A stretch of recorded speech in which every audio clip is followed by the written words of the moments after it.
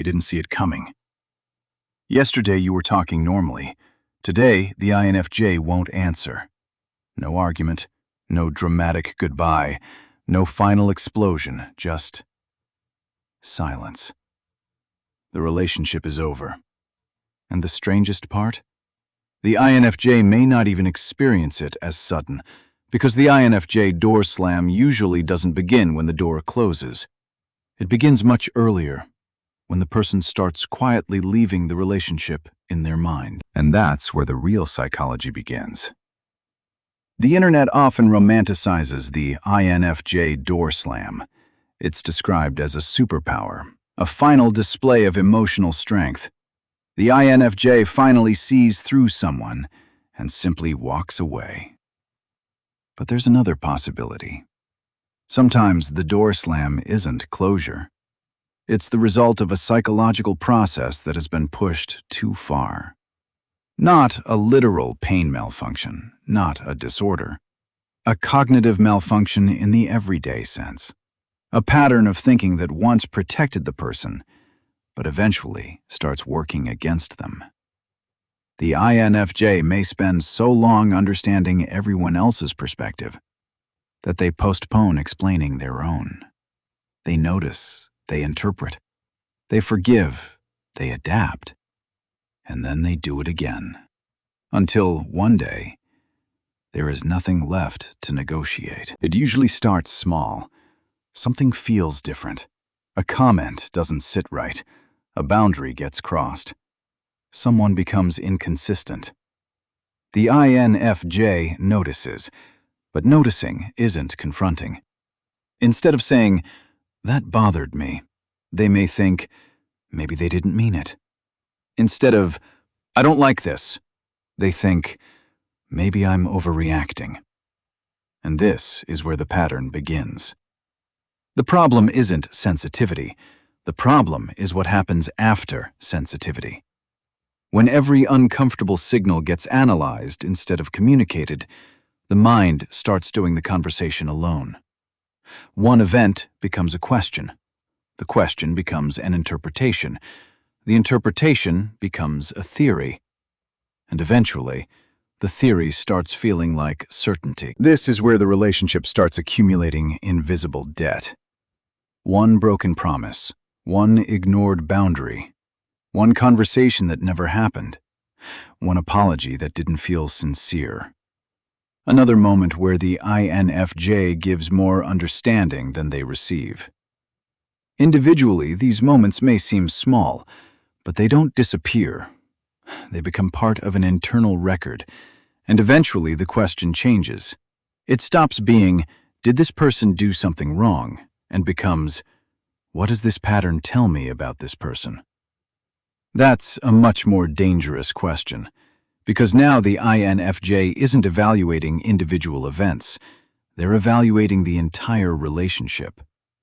The mind starts connecting dots, and once enough dots form a pattern, every new event can become confirmation of what they already believe. This is the hidden side of the INFJ cutoff.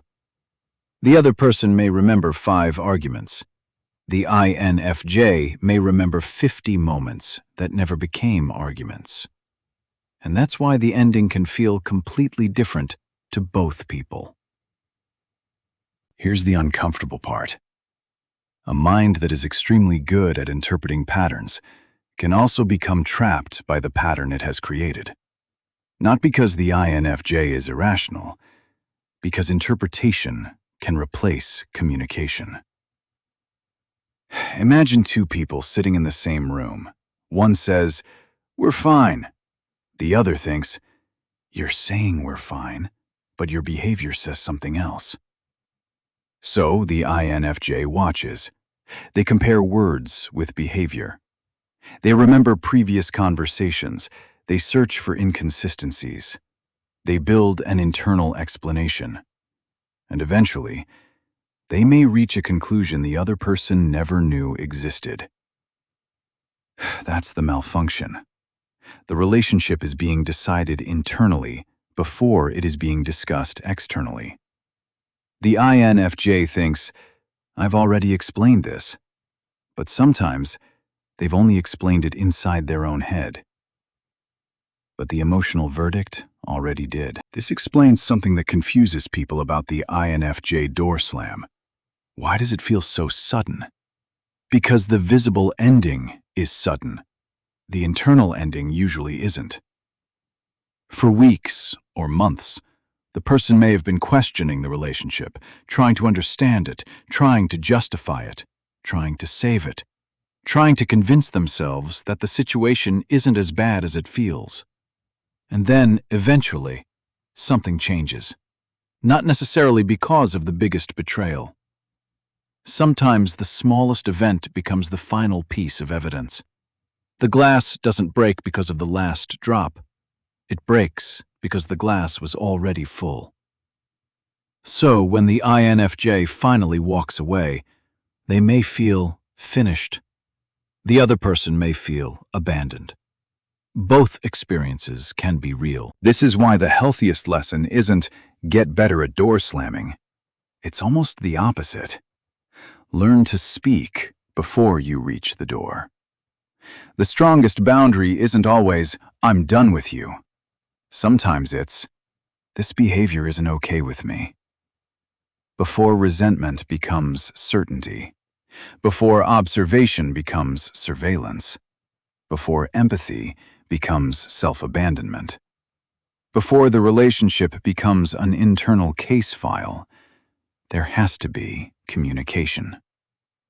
Because understanding someone doesn't require tolerating everything they do, and being empathetic doesn't mean constantly explaining away your own needs.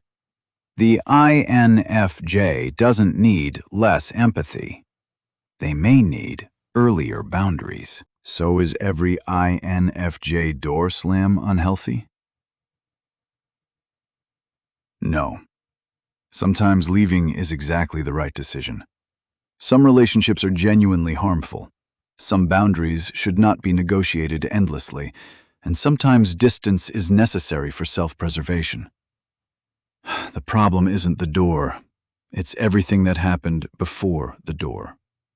If you communicate clearly, set boundaries, give the other person a genuine opportunity to respond, and eventually decide that the relationship isn't healthy for you, that's not necessarily a malfunction.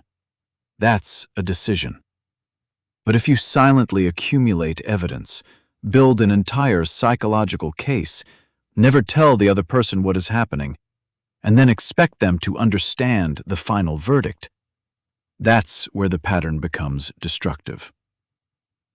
The goal isn't to keep the door open forever. The goal is to stop waiting until you have to slam it. Maybe the INFJ door slam was never really about being cold. Maybe it was about reaching the point where continuing became more painful than leaving. But there's a lesson hidden inside that pattern. You don't have to wait until resentment becomes certainty. You don't have to understand someone perfectly before setting a boundary. And you don't have to destroy a relationship in your mind before deciding whether it belongs in your life. Sometimes the strongest thing an INFJ can say isn't, "You're out." It's, "This isn't working for me anymore." Early, clearly, without hatred, without punishment, without the dramatic slam.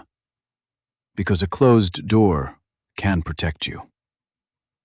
But a door that closes softly can protect you without destroying everything on the other side. So if you've experienced the INFJ door slam, ask yourself one question.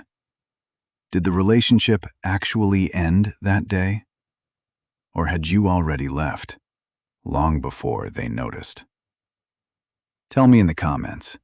And if you want more psychology behind the personalities we think we understand, subscribe to how.96. Because sometimes the most interesting part of human behavior is what happens before anyone notices.